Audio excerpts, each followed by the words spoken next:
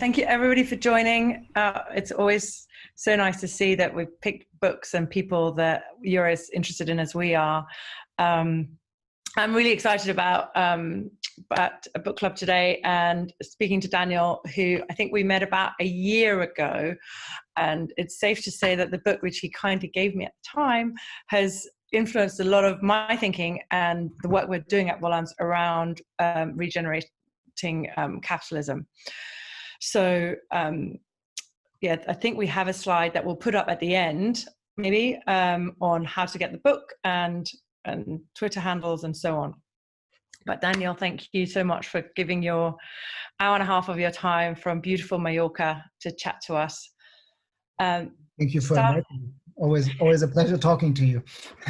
I'm hoping we can make it as interesting. And I should say, please, everyone, from the names here, those of you I know you'll have questions and opinions. So just charge up the chat and I'll start Daniel off and we'll chat a little bit, but this is meant to be super interactive. So put your questions in there and one of us will read them out and try and answer them.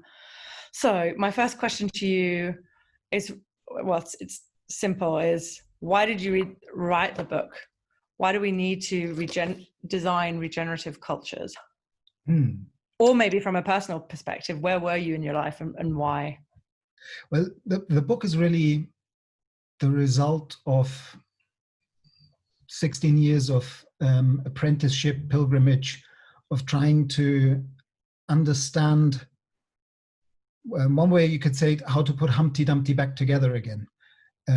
How to heal the unbroken whole. Like, we're all part of this dynamic process called life that is a planetary process first and foremost.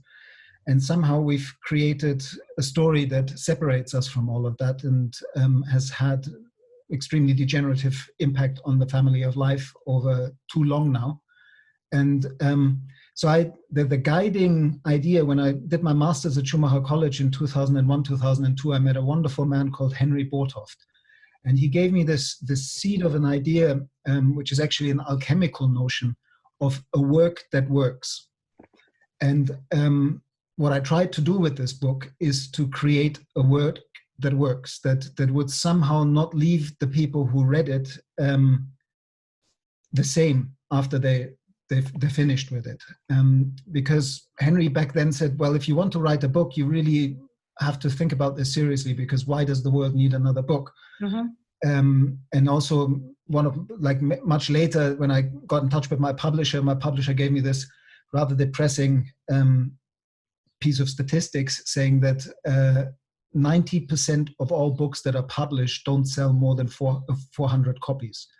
And of course, nobody would sit down to spend that amount of time of research and writing to reach 400 people.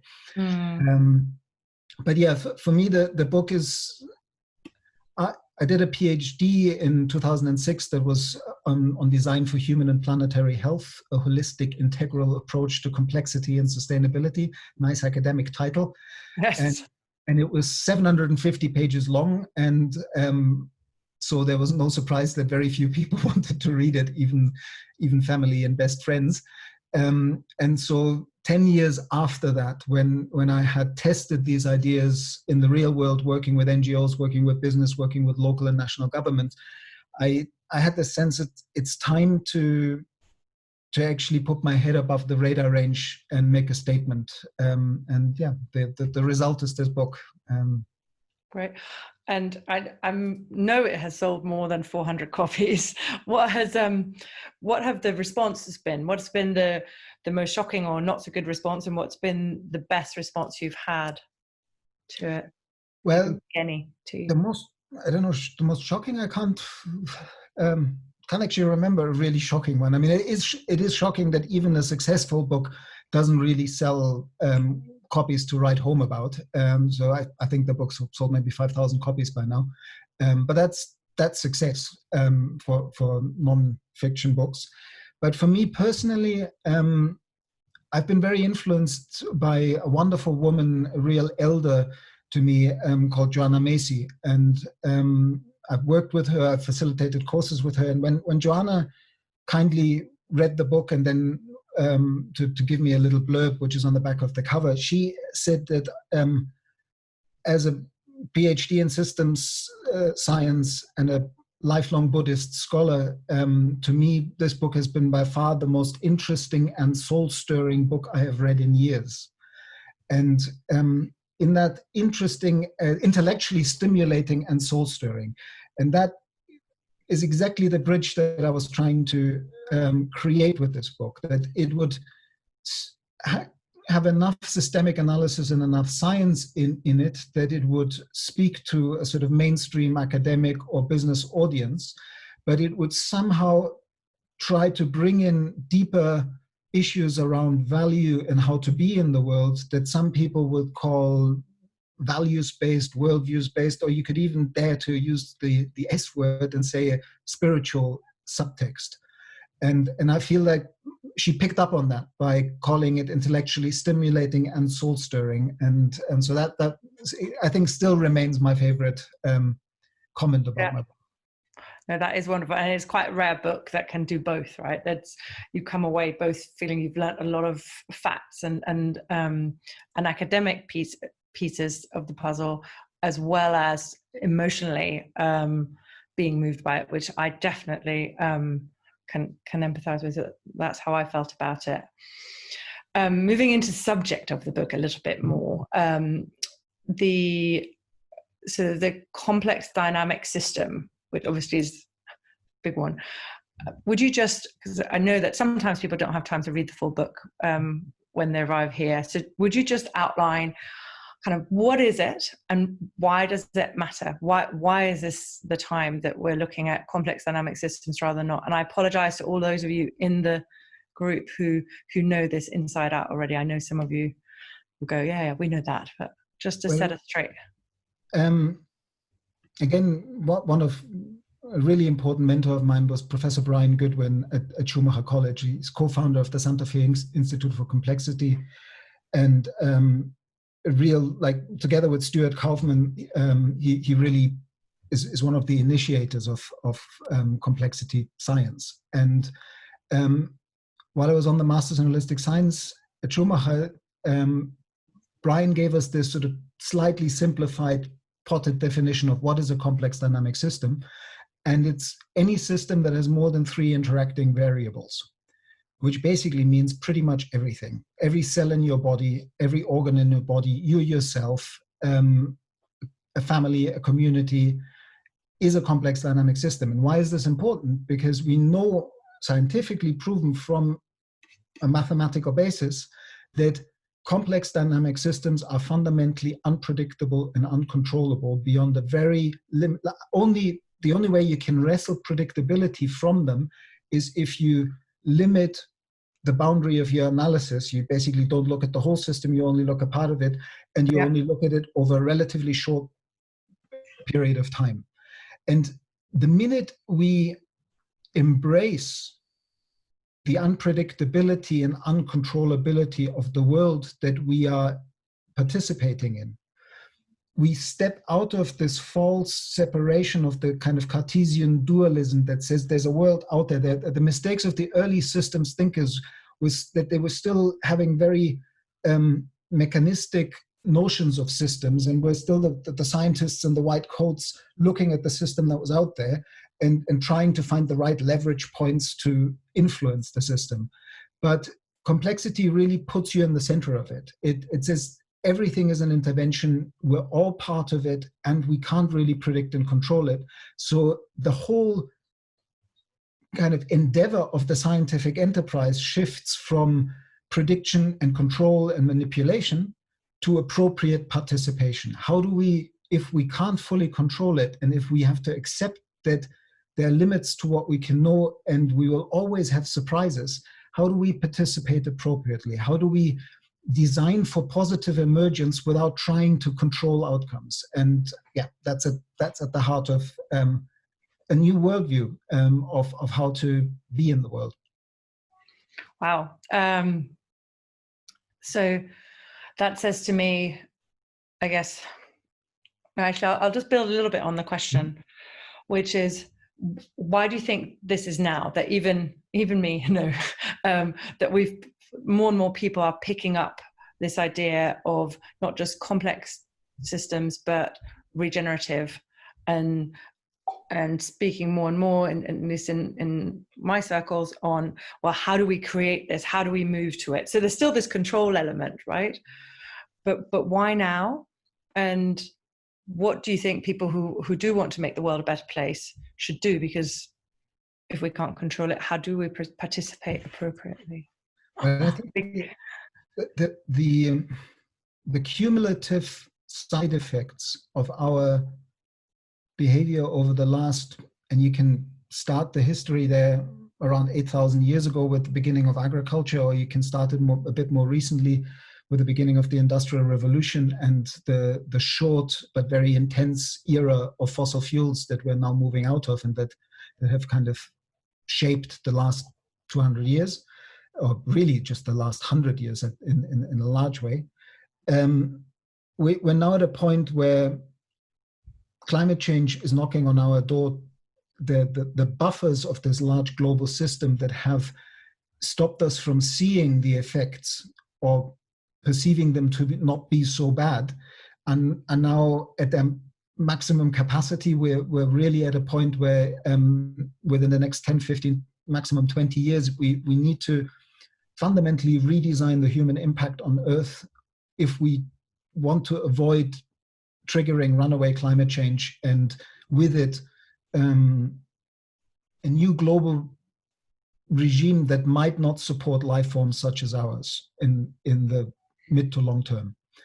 It's literally a question of survival now. But similarly, it's not just the environmental impacts. We have externalized social impact of a business that is and an economic system that is fundamentally degenerative in its very nature, because it has this inbuilt growth imperative in it that you hear the platitude, you've heard the platitude that you can't have infinite growth on a finite planet, but people still are trying to really learn that lesson. We're kind of trying to make excuses by, but what if we mine asteroids, or what if we go to Mars? It's to my mind, a techno fantasy that we're beginning to understand that what's now called for is a really fundamental shift, and that is this shift from how do we redesign our way of being in the world and our impact on the world within the life of the generations alive right now, from being predominantly degenerative and exploitative, both of people and planet, to being regenerative and healing. And that's what I sort of try to explore in the book. I think you do it well. And it's that personal thing, right? One of the things that strikes me is humans want to simplify. We all, and maybe that's just our brain capacity, but we want to simplify and we want to box things in. So what's the best exercise that you would advise everybody to take on in order to allow themselves to see that complexity and accept it? Is it meditation? Is it something else? That's an interesting question.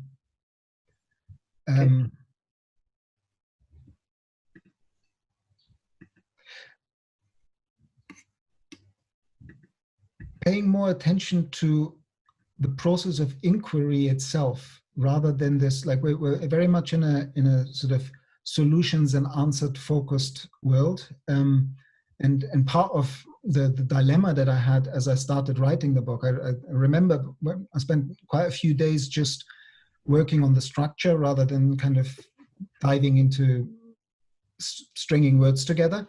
And as the structures began to emerge, I asked myself, well, what kind of solutions can I name here that really will have meaning in 10, 15, 20, 25 years? Because things are moving so quickly now, and history has taught us over and over again that today's solutions are tomorrow's problems. And so if that's been the case for most of history, with the best of intentions, people propose something, build new structures and new systems, and they seem brilliant at the time, and then a few years, a few generations later, we have to clean up the mess. I ask myself, well, how can I write something that stays meaningful? And that's when this idea of maybe the focus is on the questions rather than the answers. Maybe by living the questions more deeply, we stay, because that's in the very notion of being regenerative. Regenerative is another way of saying evolutionary, developmental, continuously able to respond to new context and new changes, to this unpredictability of the system that we participate in. It's the willingness to tug on one's own mask and say, is it time to stop repeating what I've been saying for years and change the narrative, to ask what really still serves of the structures we created, and what do we need to let go of in order to make the next step of adapting and evolving within this complexity. And so in terms of personal practice, is taking oneself a bit less serious, and one's ideas about solutions a little less serious, and to understand that the way, to my mind, the way to wisdom is to honor different ways of knowing and different perspectives. Because the minute you don't put so much attention on solutions and answers and live the questions more, then you value everybody's contribution in a different way. Because if you hold the possibility that you might be wrong too, it's much easier to hear somebody else. And then we can build up a much more multifaceted, much more complex understanding from different viewpoints of this complexity we participate in. And that might just inform us in a wiser way than kind of go, oh, that sounds great, how do we scale it up? Yeah. Oh, thank you. That's really helpful. And I have about 4 other questions, not that I'd planned. I'm just going to jump to your last or second to last word, scale. Mm-hmm. So I was in a conversation recently and I said, well, it shouldn't just be about scale. How do we replace scale with quality or with something else? And I was not laughed out of the room, but people were saying, no, you can't just take scale out. Everything is built on scale. Is scale always bad? No. Talk to me about scale a little bit, Daniel. It's, if you like, there's a central notion in my PhD, which is this notion of the scales of design, from the material culture we use, so the green chemistry of the new materials that we make the new products out of, to product design, to architecture, to communities, how the buildings relate to each other, to industrial ecologies of linking our industrial processes like ecosystems, to urban planning and bioregional planning. These are all different scales, and they're all, in nature, place is always fractal, which means that whatever you do locally, because it's also part of the planet, also affects the planetary. So what we need to do is have more scale sensitivity. And I think the move towards efficiency during the boom era of neoliberal globalization has been an erosion of redundancies and structures at local and regional level that we're now beginning, particularly after the pandemic, we're very clearly seeing that these global just-in-time supply lines are incredibly brittle and very easily disrupted, and that nature always builds from the bottom up in this scale linking way, that the health is an emergent property of a complex dynamic system at different scales. And we need to pay attention to how to adapt our temporary solutions that are really just ways to ask better questions, rather than the other way around, questions are being temporary ways to get to solutions. We need to carefully adapt them to what I call the biocultural uniqueness of place.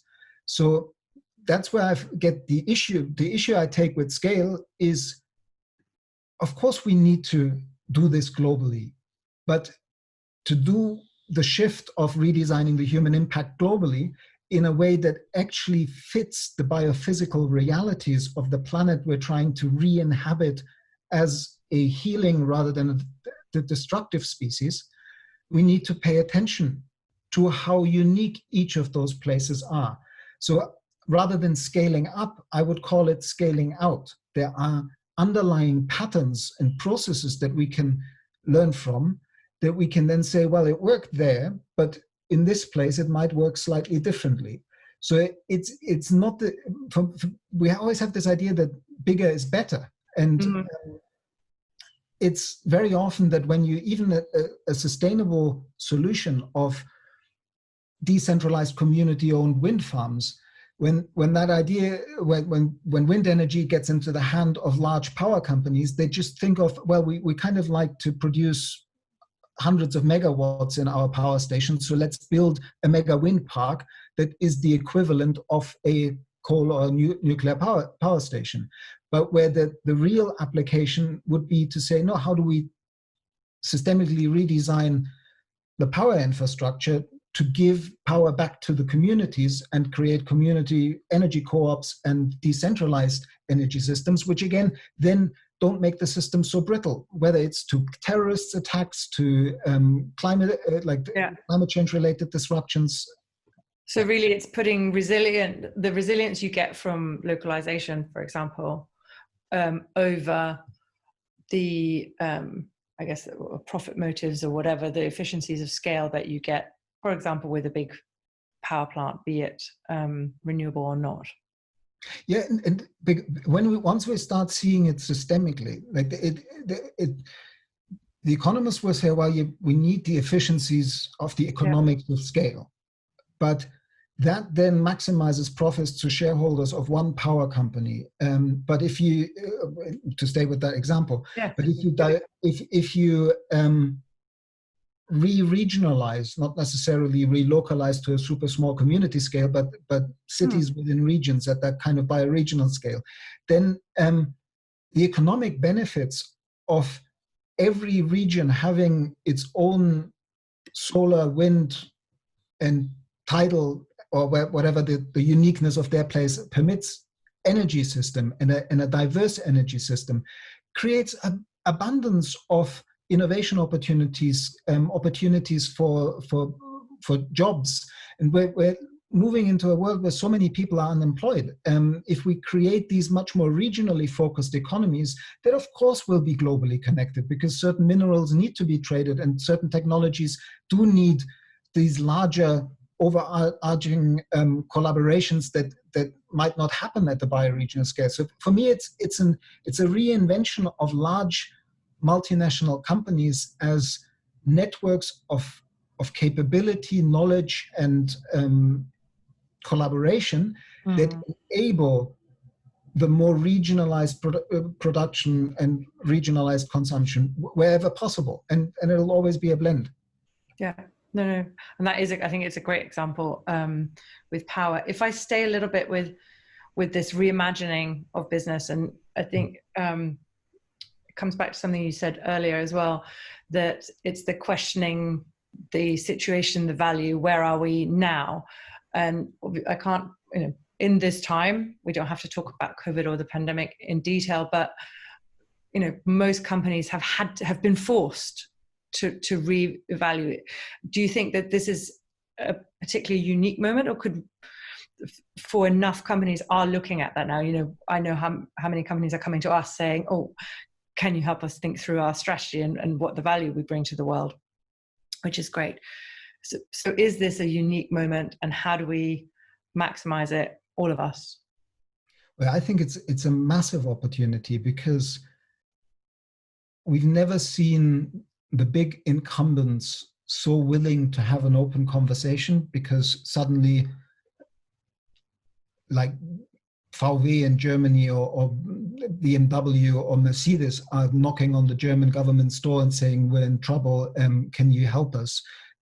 So the opportunity there to, rather than say, of course, we'll give you lots of money to restart business as usual, to say, no, of course we'll help you, but we actually want to create a new normal, and we need to rejig these systems. Like I recently came across an example of a German company that was very much one of those experts in the field in yarn production, like making different kinds of threads, and they eventually sold the patent of the machine that produces the yarn to a Chinese company. And now they had to because the supply lines are cut, this company just recently had to re-import the machinery that they'd invented, but now not produce anymore, from Japan from China to Germany. And then they had to spend ages twigging it and improving it again because of the slight technical faults that happened in the production in China. And so it's an example of lots of companies are now looking at, well, if we want to keep in business, we need to shorten supply lines and have less of a diversity of dependencies. And the grand opportunity right now is that both the civil society is asking for a different change. The governments have to put unprecedented amounts of money into reboosting the system. And we don't have that kind of money in 10 years again when we finally say, oh, now we need to redesign everything because of climate change.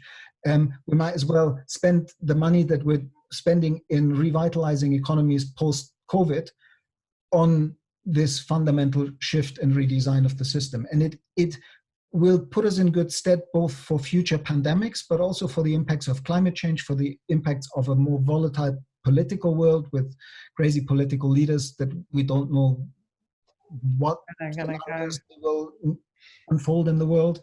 It just makes it's not a kind of pulling back into a parochial, we'll just create our little lifeboat here. We have to do it in global solidarity and enable regions everywhere to look into this. And it's going to be a transition process that will take time.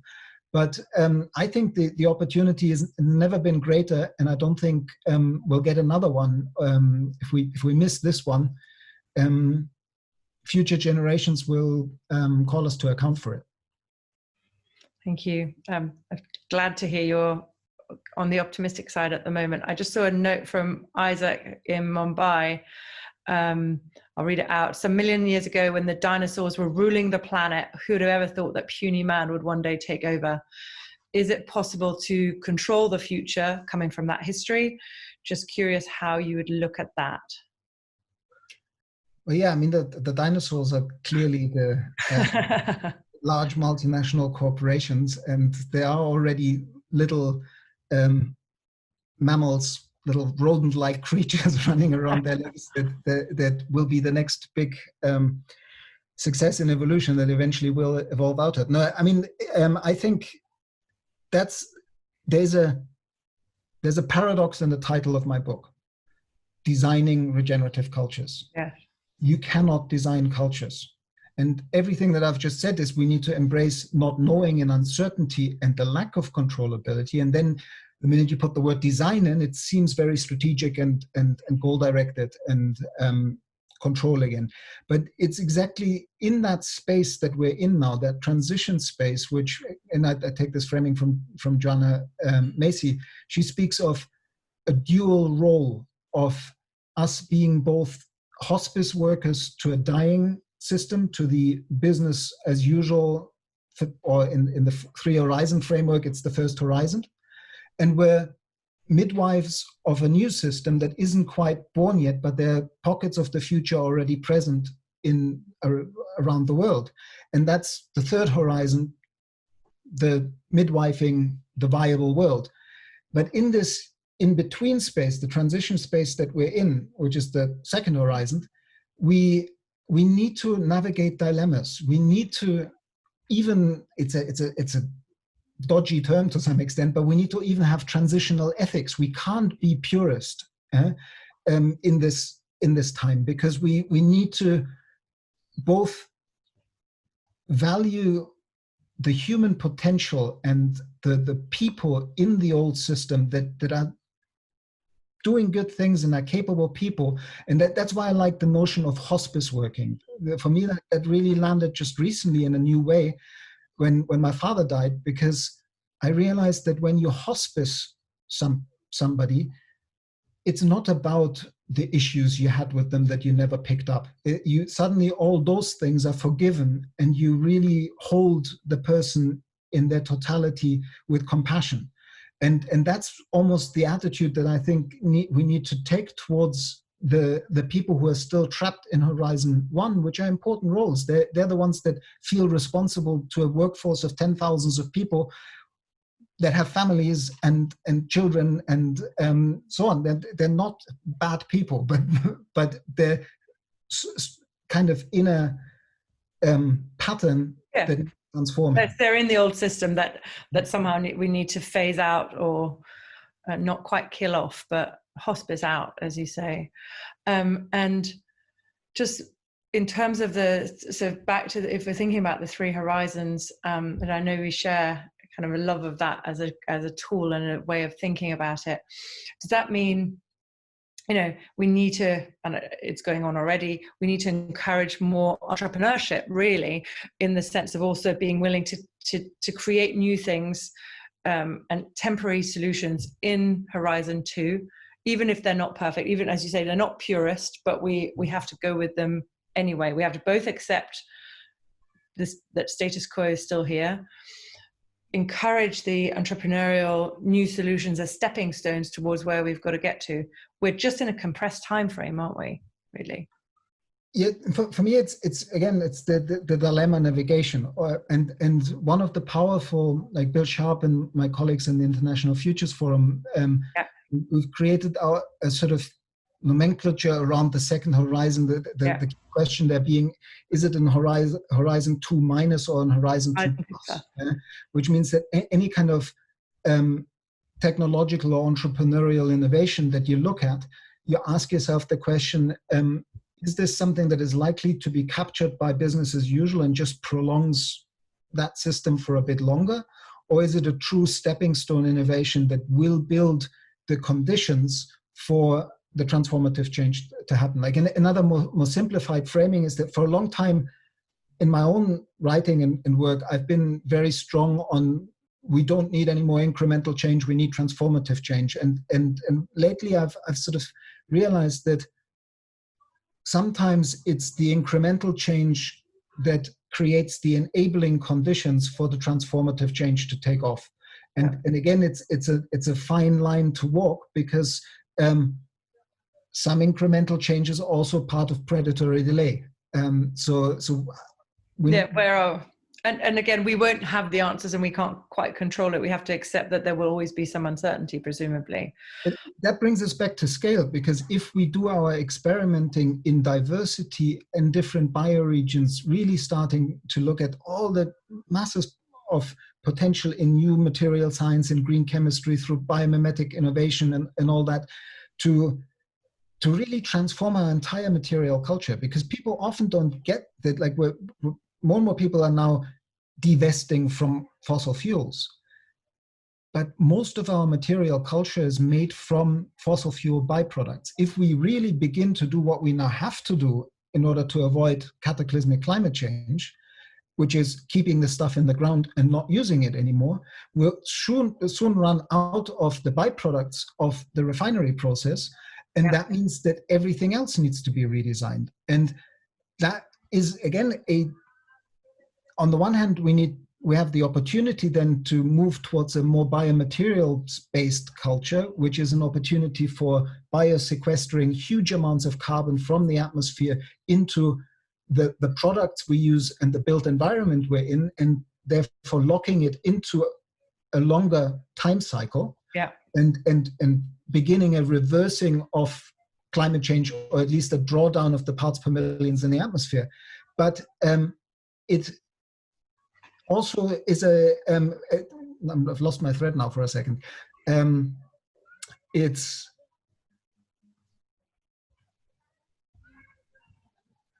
I don't know where I was going right now. Doesn't matter. It'll get back to me. It'll come back. I was going to ask you another, back in Horizons, actually. So is there something, apart from the big companies and the multinationals, that you think we just need to let go of in Horizon 1? Have you got a little list that says, as quickly as we can, as a society, these are things we should actively stop doing? And I'm stopping you from talking about fossil fuels or multinationals, because we've got that.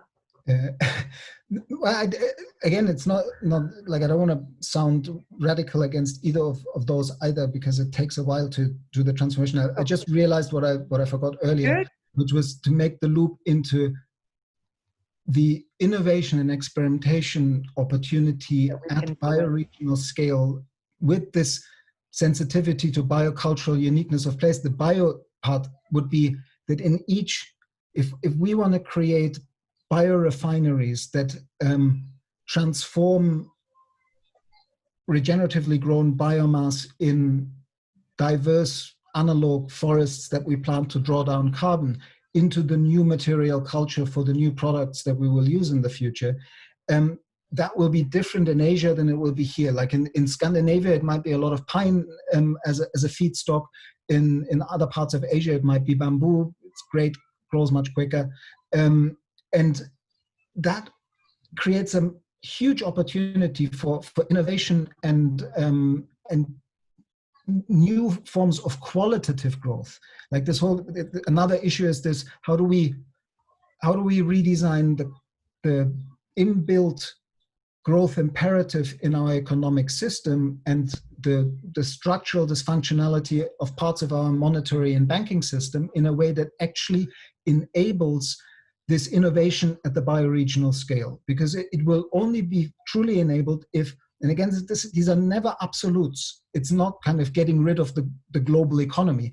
It's enabling bioregional scale economies to experiment. And that needs a re-regionalization of economic power. Yeah.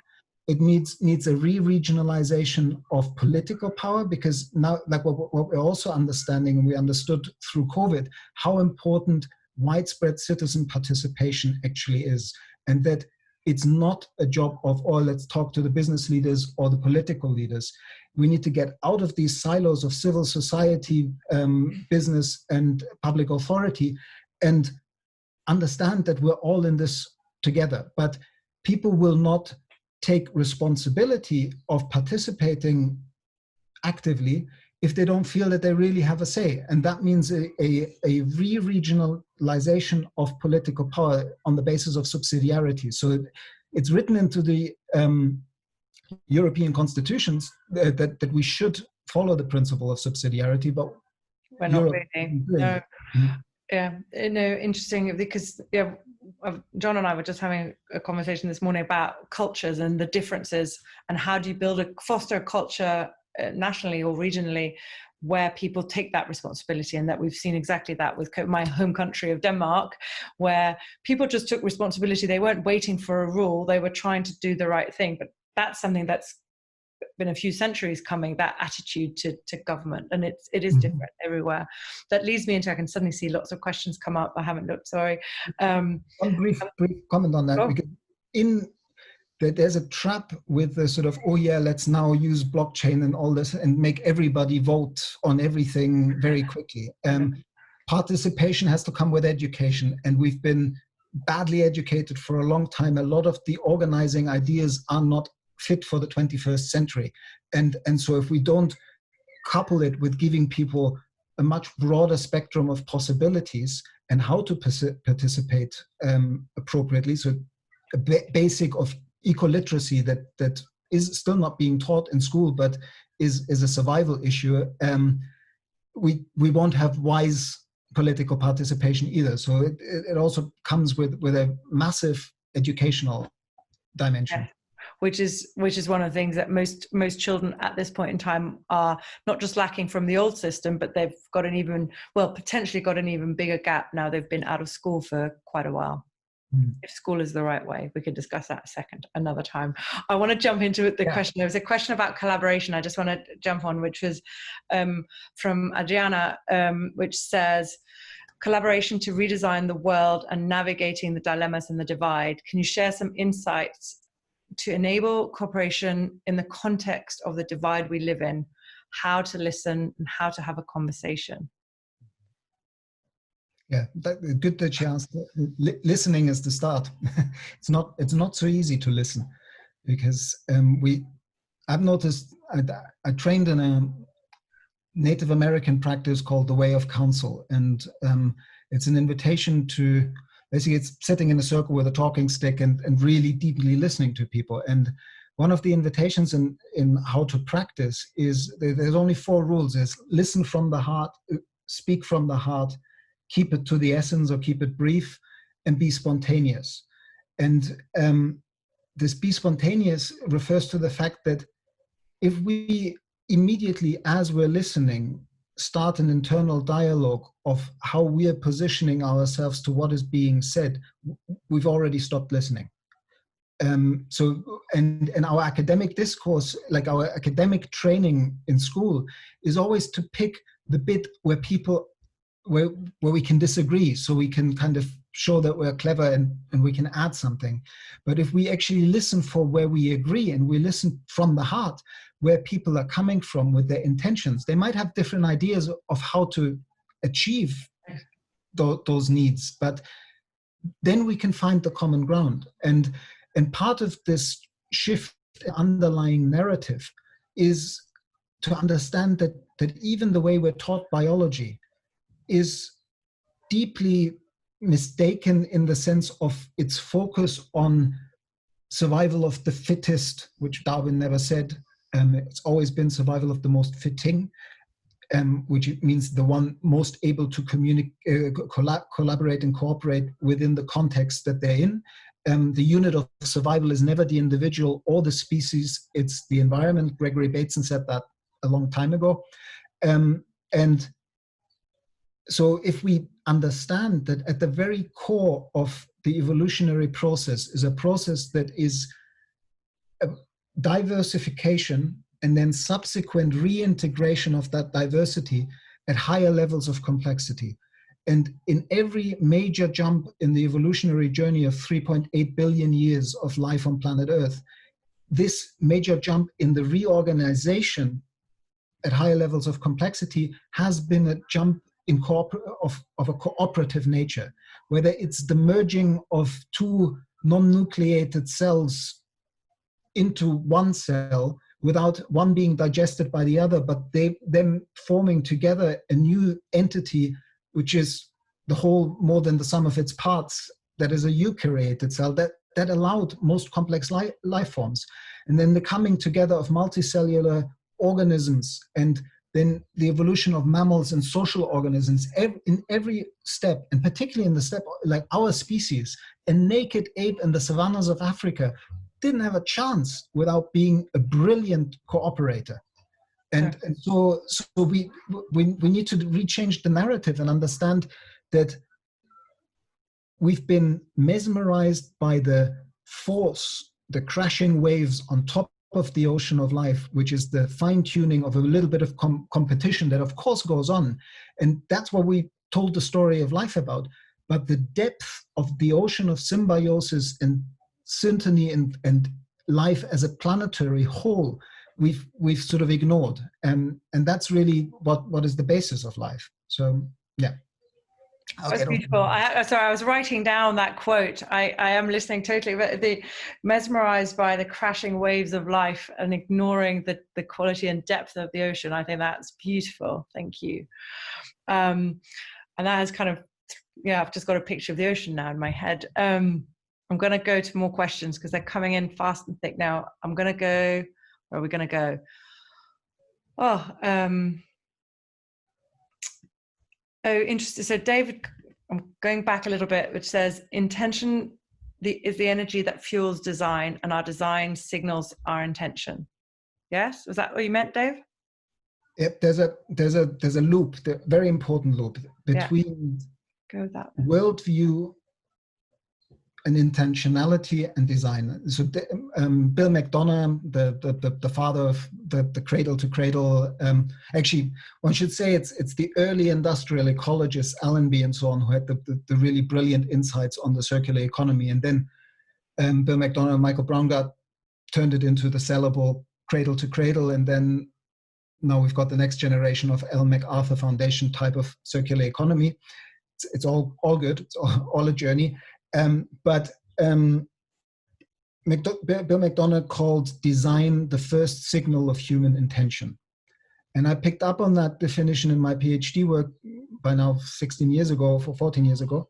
And I called design human intentionality expressed through interactions and relationships.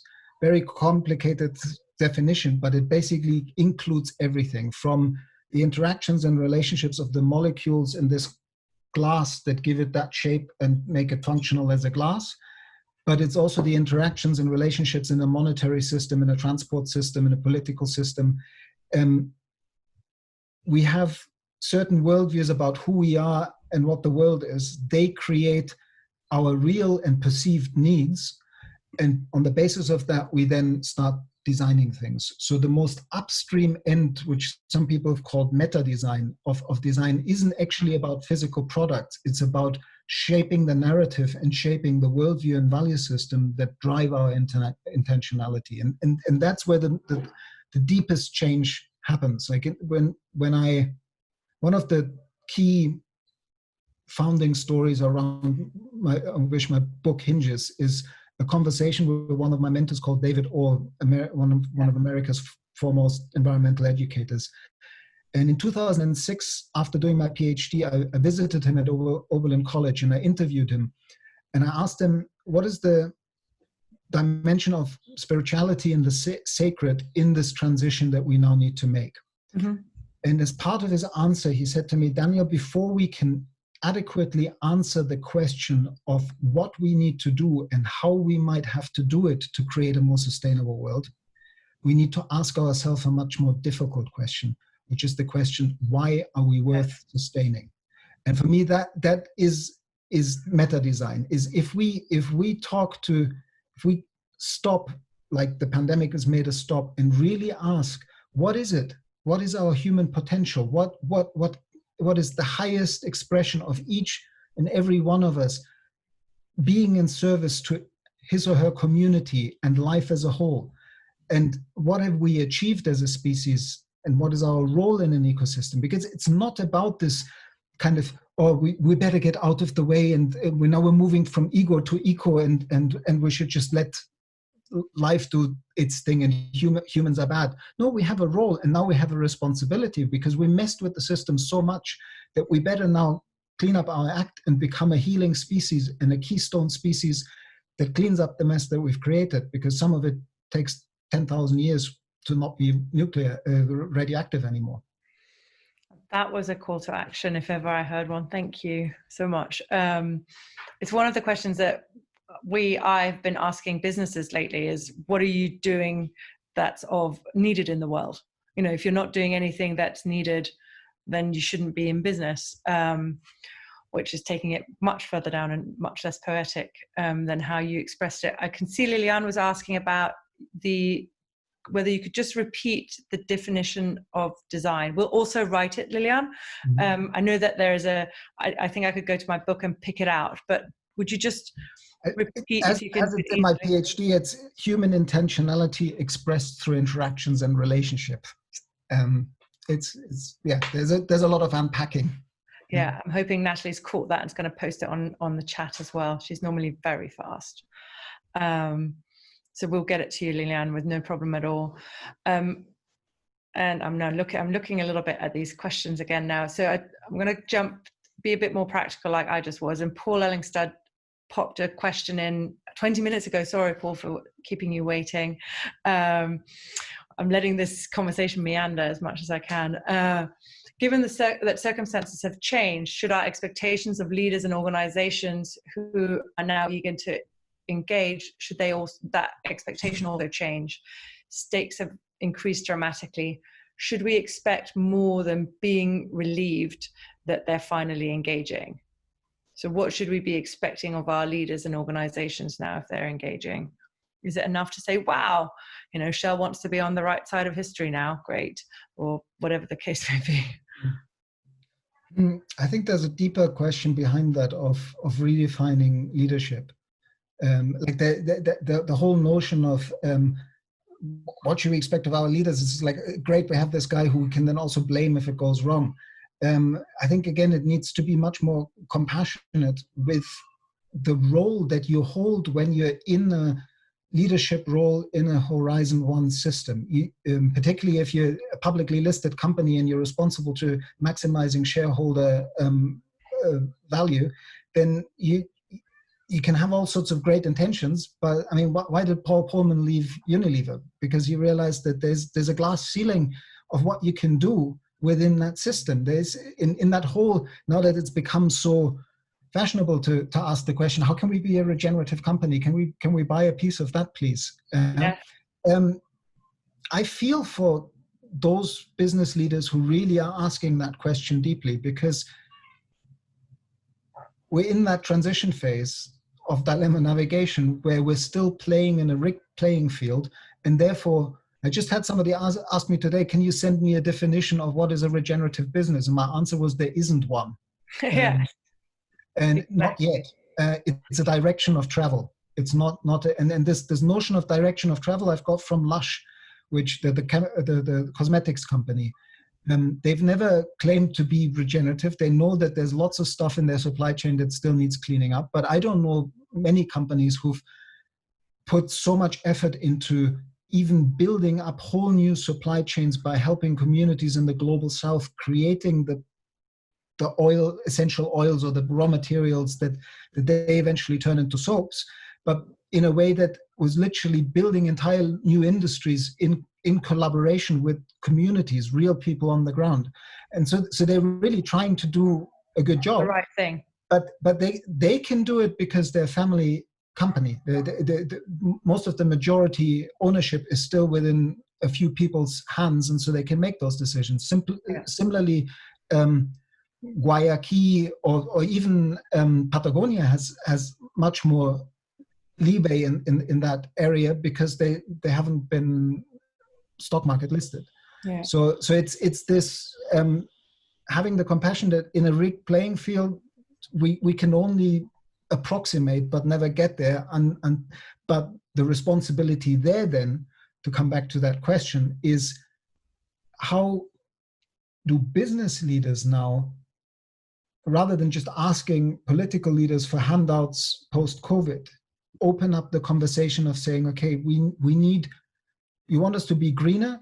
Well, then we need the regulations that penalize the externalization of social and environmental costs.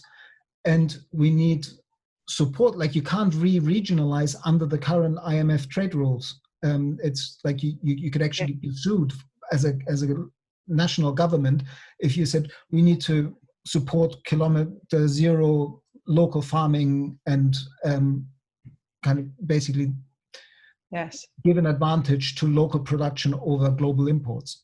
Yes. No, and it's interesting, right? Because you talk about shareholders and that obligation.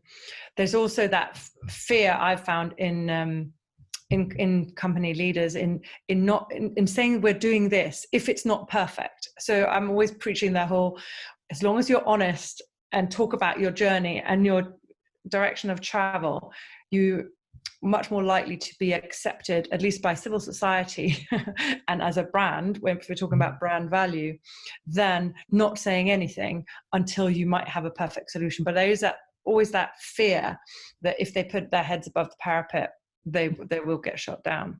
Yeah, and it's again the mistaken, like it's our solution and answer focus. Yes. Like perfection is the enemy of the good. It's like the whole notion, and again that's the difference. Like sustainability has a sort of static feel to it of how do we sustain what we've got and keep it healthy and so on. Regeneration, in the very notion of regeneration, is embracing death. It's the question of saying, does Siemens have to be around in 100 years just because it's been around for 150 years? Is that just a given?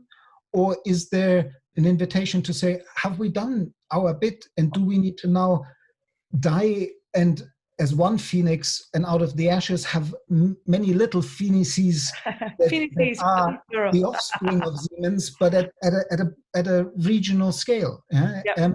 It's actually asking yourself, do we still serve, and not to stick with these structures, and to understand that whether it's sustainability or regeneration, it's a community-based process of learning. It's a journey or a pilgrimage or an apprenticeship that we might as well admit to ourselves now that we will never reach a goal where we can put down tools and say, and now they lived happily ever after. That's just not the nature of participation in complex systems. We might as well, like once we let go of that, I think we'll live into the future much more wisely.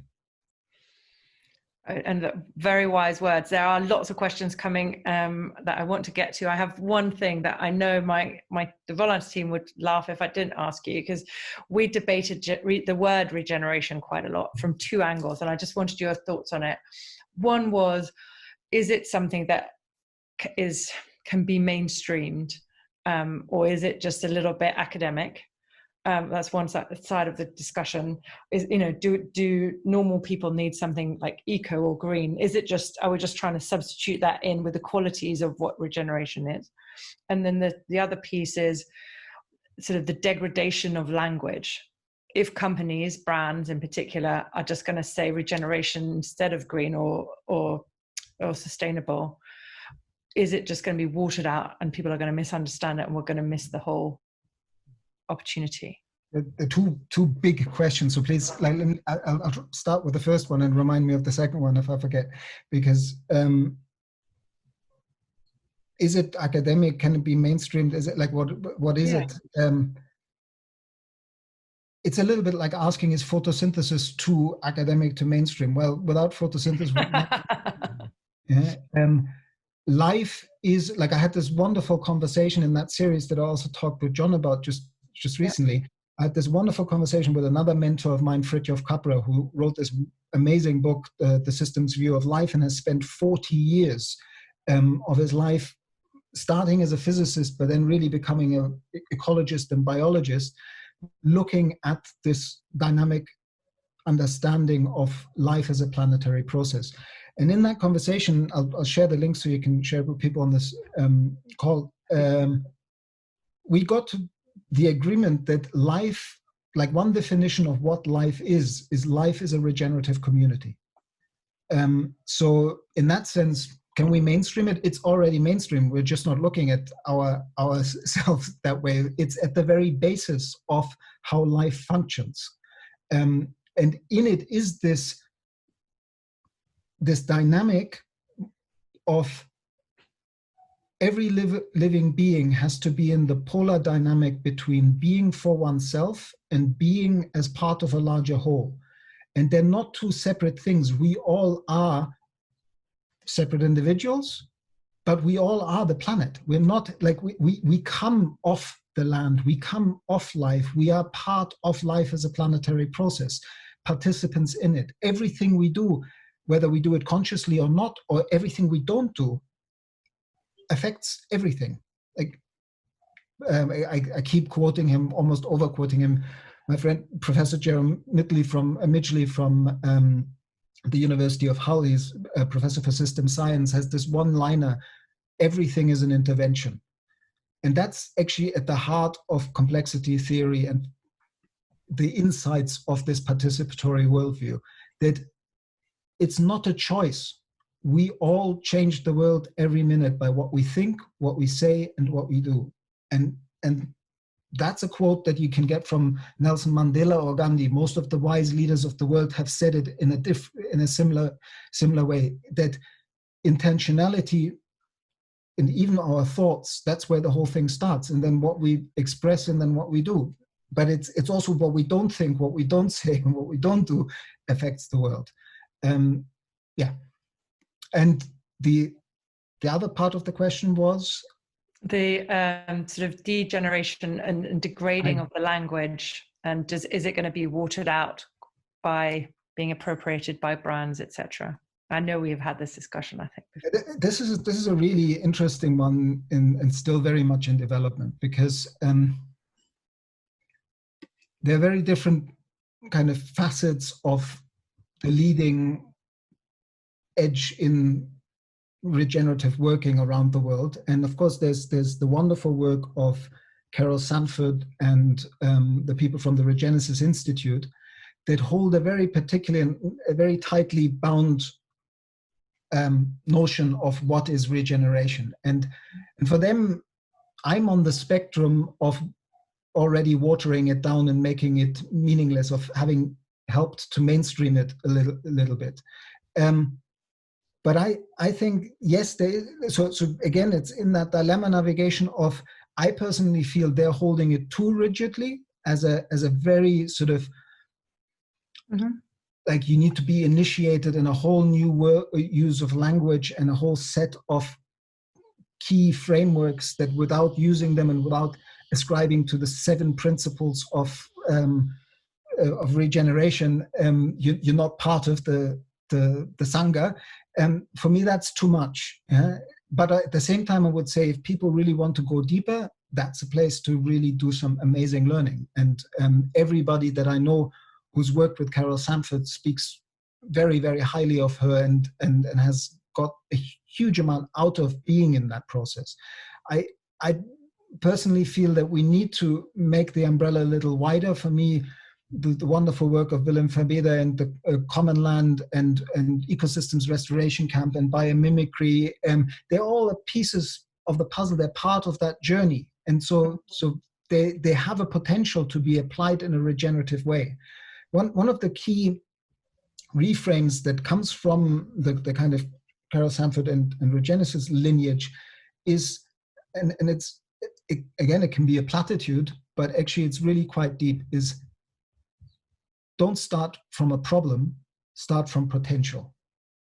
So it's not about how do we fix climate change or the war on climate change, all these ridiculous metaphors we like to use, very male bellicose metaphors.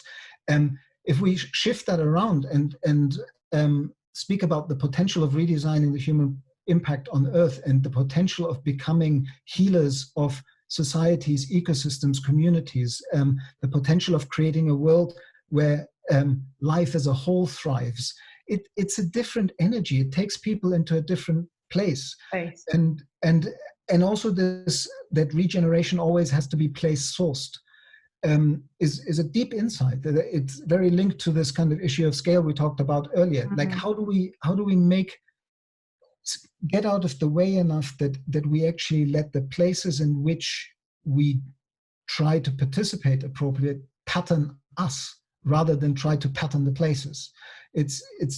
But so yes, there is a danger of watering it down to the point that people just rename whatever they had as sustainable now as regenerative, and which if they do it with the humility of calling it a direction of travel and an exploration and a process of living the questions together, which is a sort of central notion of my book, then I think that there's not necessarily something wrong with that. But if it like, I'm beginning to see a lot of people just saying, if you want to learn how to regenerate the world, here's a 4-week online course, join us, and you'll get the DNA of regeneration. I think that's beginning to be a kind of watering down and selling. It seems to me that from just hearing the two answers together, actually, it was really interesting that we need to start teaching, again, it's back to education at a quite young level, children and others, just start talking about regeneration and kind of taking that word into our more everyday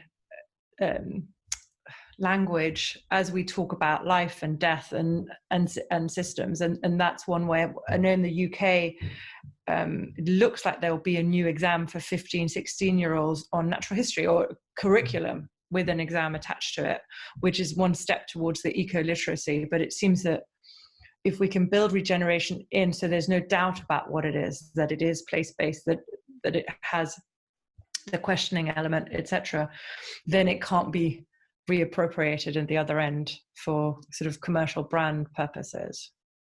Yeah, I mean, with it would come an understanding of eco-social literacy that really reframes our understanding of ourselves in a way that we too are in the dynamic of being for oneself and being part of a larger whole, both as individuals within society, but also as a species within life, actually being a planetary process first and foremost. What life optimizes is for life to continue. That's the kind of nailing it with one sentence that Janine Benyus did with the core lessons of biomimicry is life creates conditions conducive to life. And so if you want to talk to a business leader about regeneration, ask him the question, is your company creating conditions conducive to life? All of life, not just shareholders. And that's a beginning of a journey. And it's so understanding that you and I are actually more non-human cells in a walking ecosystem that is currently having a conversation with another walking ecosystem, that we're inside and on us are so many diverse microorganisms that are part of maintaining the identity that we call Louise or Daniel in a healthy relationship to its wider environment.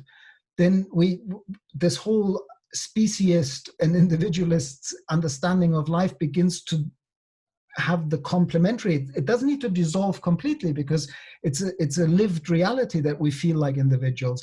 But if we can at the same time understand that there is no, I mean, that the wonderful Buddhist monk Thich Nhat Hanh calls it interbeing. There's this wonderful poem by him, that life is a process of interbeing, that life is a relational process. That if you want a less Buddhist and more academic scientific version of it, it's the Santiago theory of cognition by Maturana and Varela. That's what I love about you, Daniel.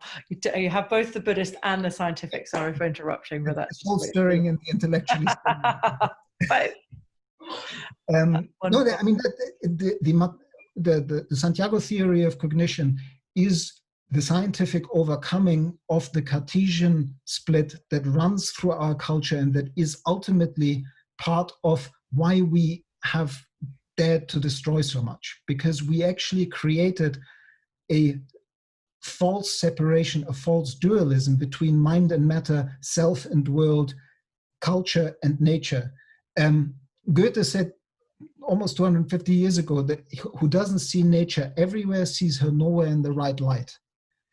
And that's something to contemplate, because then you have to say, okay, a nuclear power plant and whatever, a target recognition drone that kills people is part of the biophysical totality that is this planet. It is part of this process that we are participating in. It's not separate from it. So all technologies is actually also part of this whole. But of course, in evolution, certain avenues are maladaptive and they don't last very long. And so it doesn't mean that therefore, because it's part of nature, it's good. We might have to undo many of our inventions. And in the conversation I had with John recently, we spent a lot of time teasing some nuances out of this double-edged sort of technology. And I think that whether we make it or not as a species is to a large extent, to my mind, going to be about whether we dare to have a much more nuanced conversation around what technologies to use when and where, and how to come together to actually not do what the Silicon Valley and Bay Area folks say, that exponential tech is out of the box, it will continue, we can't stop it. Just as we created this economic system that is currently not working anymore, we've created the technologies. It is actually our choice, but we need to find the collective will to say we can put the lid on Pandora's box in some aspects of technology. And I think that autonomous weapons are definitely one of them. Agreed. I want to add one thing to that. So the technology, hugely important. I also think it's about who we are as human beings, and we have to take that question up. And you've mentioned that a few times, but just I couldn't make the survival of the species down to just technology and how we look at that. Yeah. I'm suddenly realizing we're running out of time a bit. Just looking at the list of questions, can we go really practical for a bit? Sure. I'll try. Exactly. I want to jump. I saw a question from Jack, who always asks brilliant questions, whatever it is. Where is it? So one was just, it's really simple in one sense, but I think really poignant. So any tips on how to organize and collaborate at a bioregional level? What would be your top tips? Sort of balancing participatory community-led models with the need for momentum and coordination. Hopefully I've given that over right, Jack. For me, it's an inquiry why I moved to Mallorca because I spent a long time focused on whole systems design, integrative whole systems design at the community scale, and realized that these sort of experiments of trying to create the perfect sustainable community were actually impossible to really succeed with, because we needed a larger scale, bioregional type scale to create those kind of regenerative systems that can meet human needs within the context of the ecosystems that we inhabit. There increasingly, whether it's in the Planetary Health Alliance or the Regenerative Communities Network that John Fullerton through the Capital Institute helped to start, globally, there are more and more initiatives where people are trying to create bioregionally focused regenerative economies. And they're kind of experiments at the moment. And my work here on Mallorca has also been experimental in that way. The culture here locally is not the culture that kind of announcing Mallorca as the case study for bioregional development and regeneration is the appropriate way to go about it. You just have to seed ideas with people, and the most powerful way to influence people is to seed ideas with them, and once they get them, let them celebrate that they had the idea.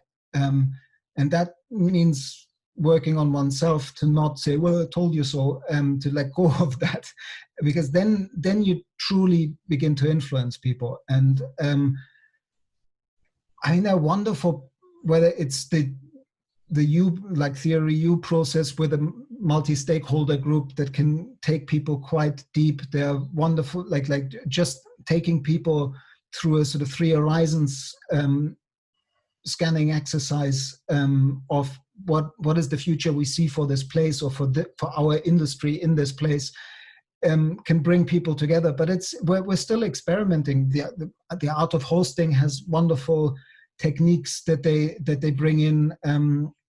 There's a lot of need for these more kind of social technologies and inviting people into these spaces where we can not necessarily come to an agreement and all believe that we now think and want the same thing, but where we can celebrate our diversity of perspectives in such a way that we actually see them as, again, once we see ourselves as life, we can see the diversity between us, the human species, or in a place between different stakeholders, as the dynamic of life that creates the creative tension that allows for creativity and collective wisdom to emerge. So again, we hold our perspectives more lightly, and we agree to disagree more intelligently in those processes. And it's a bit of a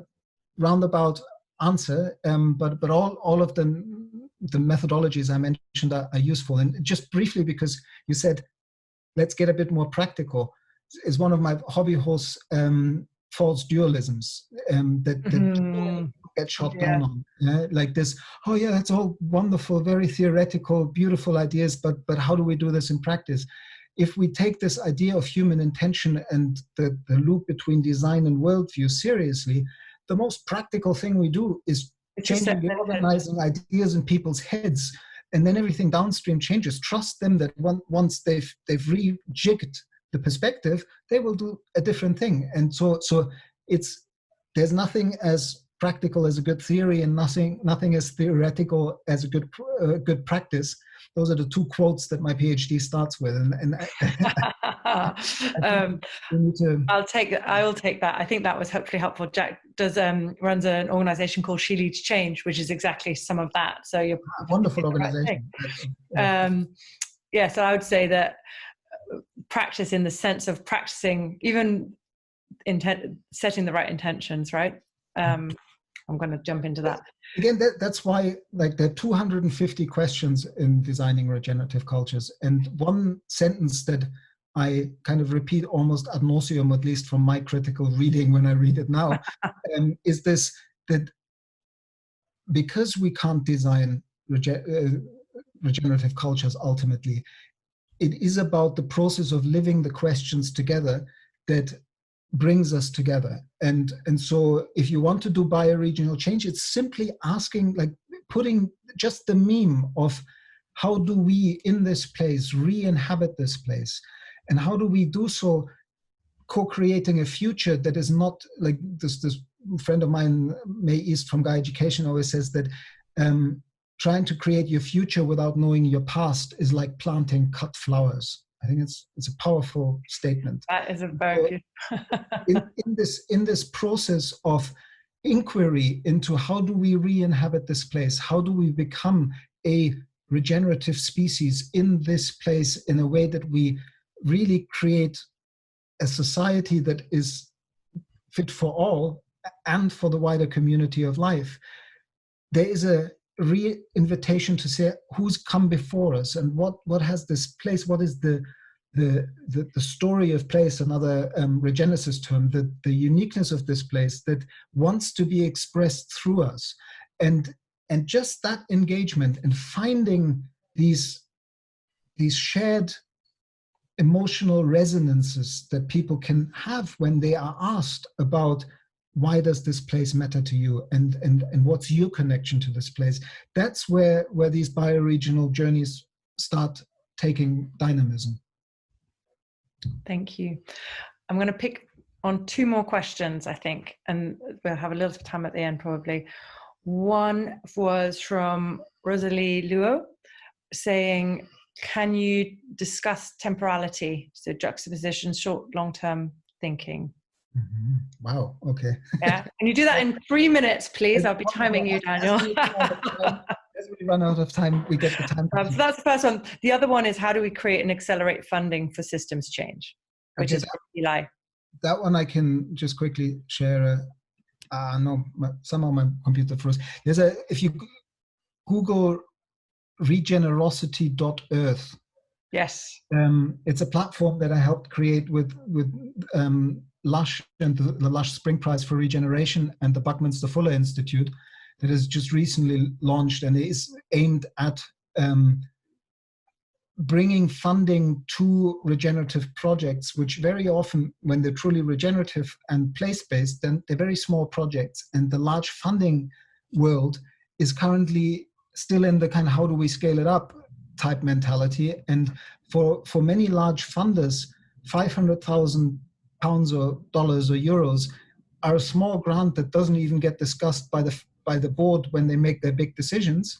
And for many truly place-based and functional regenerative projects around the world, 500,000 might even be too much for the organization to receive in one go. And so Regenerosity is trying to create a way of having vetted projects that are worthy of funding presented to funders in such a way that they can then give their grant to the platform, and the platform divvies it out without taking a cut, just to simply be able to split larger grants into smaller grants. That's the first question. And the other question was the second.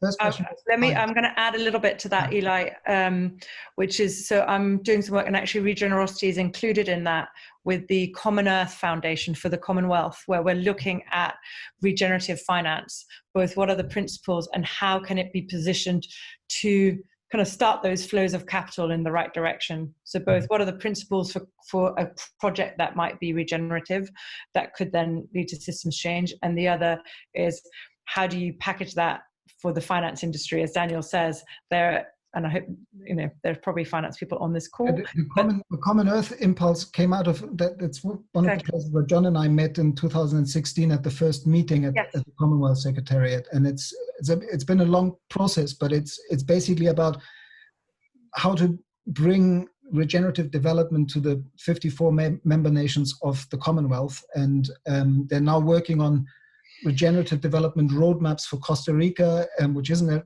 even one of the 54 nations, and for New Zealand. And that's basically asking the question, how we take this further. Exactly. And John Fullerton and I are both on that, the finance part of that, to try and pull both principles and financial instruments together for that. So that's one way.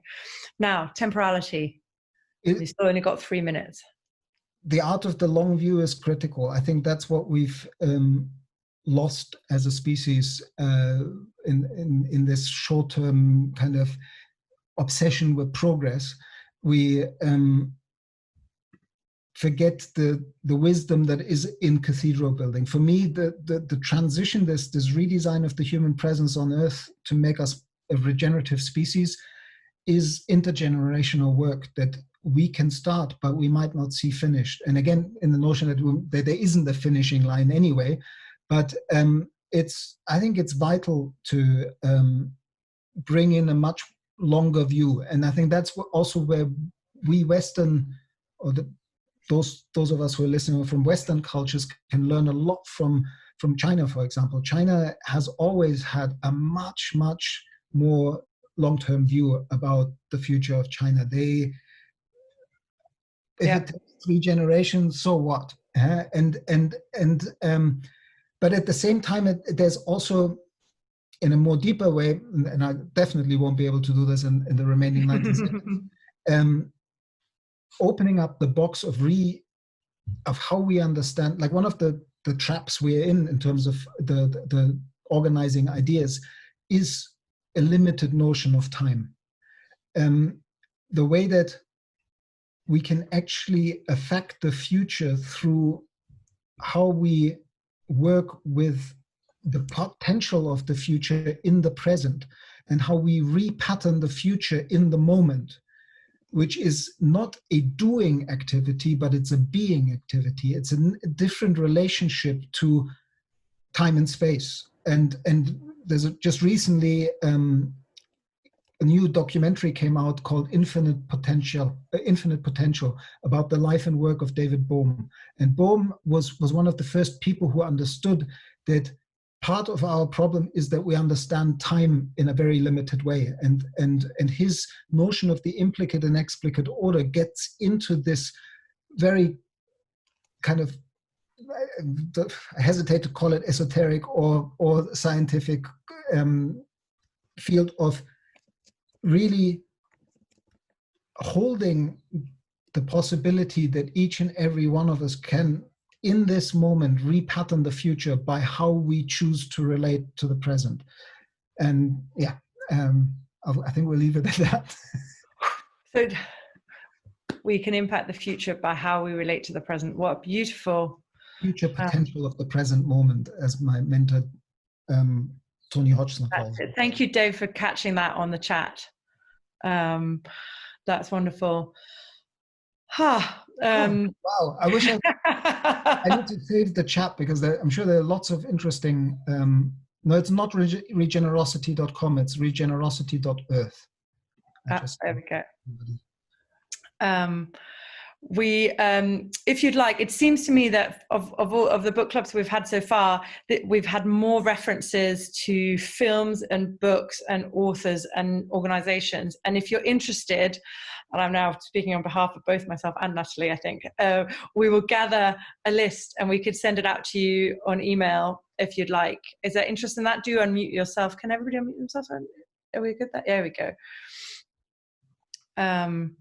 Then we'll send it out to you so you have it and you can reference. And if there are any more questions that you think of overnight, then do send them along to us, and we will we'll get Daniel to answer. Daniel and I'm lucky enough. I consider him a friend, so we speak quite regularly and have this kind of conversation. I just wanted to thank everybody for being there, and Daniel, especially you. You're always so generous with your thinking and your enthusiasm for every question. Yeah, and I always feel that there needs to be a caveat, like Humberto Maturana, who I mentioned with the Santiago theory of cognition, had this wonderful habit, still has it, he's still alive, of whenever he goes into a lecture hall to start a talk, he draws a little eye, like a sort of triangle with a little circle that it represents a human eye, into the corner of the blackboard, in order to remind him and everybody present that everything is said by a certain perspective, and that every perspective comes with a blind spot. So when I get hand waving and enthusiastic and I make these statements, I might come across as, I'm preaching the gospel and you need to believe all this. It's my perspective. I'm just as much living and learning and living into the questions and open for correction and feedback. So yeah, I didn't want to come across as some sort of. Don't worry, we'll beat you down if you get like that. I promise. Thank you all. Have great evenings, rest of weeks, mornings.